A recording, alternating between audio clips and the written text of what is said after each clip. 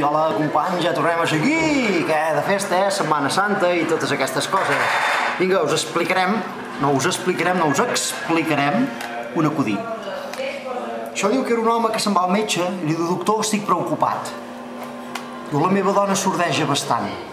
Diu, doncs, que vingui la seva dona. Ai, doctor, vostè no la coneix, la meva dona, no vindrà pas. Diu, però jo veig que cada dia sordeja més. Diu, clar, però si jo no la puc visitar, comprendrà que és de mal fer tot això. Diu, però és que no la faré venir de cap manera. Si hi hagués algun sistema, diu, t'hi podem fer una cosa. Diu, vostè m'hauria de dir a quina distància la comença a sentir.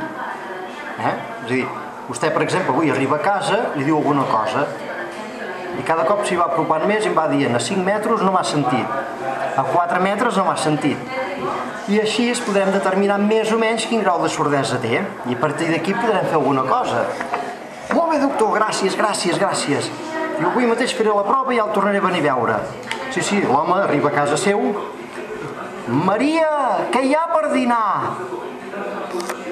D'aquí a la cuina, 6 metres. 6 metres no m'ha sentit. Avança una mica. Maria, què hi ha per dinar? Res. 4 metres, tampoc m'ha sentit.